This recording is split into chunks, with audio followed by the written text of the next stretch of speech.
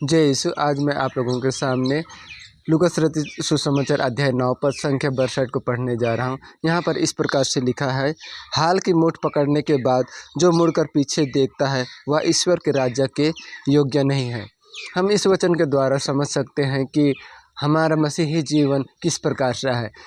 जिस प्रकार एक किसान जब हाल जोतता है तो उस समय वह सीधे देखता है और वो सोचता है कि मेरा जो लाइन होगा, जो ज़मीन खोदूँगा वह सीधा सीधा हो, जिससे मैं अच्छी तरह से फसल लगाऊँगा और सीधा सीधा हो और वो एक कतार में दिखाई दे और फसल अच्छी हो। उसी प्रकार जब हमारा मसीही जीवन अगर इसके ठीक इसी से तुलना कर सकते हैं कि अगर हमारा मसीही जीवन देखते हैं तो अगर हम इधर उधर भटकते हैं तो हम भी डगमगा जाते हैं और हमारा मसीही जीवन भी विचलित हो जाता है। यदि हम उस कतार को देखते हैं, जब हल जोत रहा है वह किसान को देखते हैं कि अगर वह उसका पीछे मुड़कर देखेगा तो जो कतार होता है वह टेढ़ा मेढ़ा हो जाता है। उसे सीधा करने के लिए जहाँ से शुरुआत टेढ़ा हुआ है वहाँ से फिर एक लाइन चक्कर लगाने पड़ेगा, जिसके लिए उसे बहुत समय लगेगा। उसी प्रकार हमारा मसीही जीवन अगर हम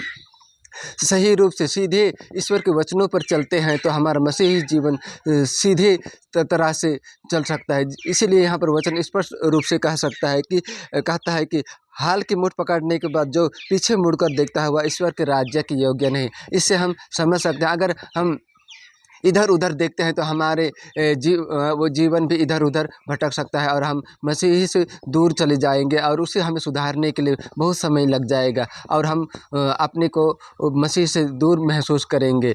तो और हमारा जो आत्मिक तैयारी है वह विचलित हो जाएगा और हम ईश्वर के राज्य में प्रवेश नहीं कर सकते हैं। तो इसलिए है मेरे प्यारे भाई बहनों, आप लोगों को मैं इस वचन के द्वारा यह समझाने की कोशिश करता हूं कि जिस प्रकार किसान अपनी खेत जोता है तो सीधी कतारों में जोता है, तो उसी प्रकार जब हम मसीही को अपनाएं तो हमारा जीवन भी सहज और सरल है और हमें भी सीधा मसीह की ओर ताकते हुए हमें अपना जीवन व्यतीत करना है। जय यीशु।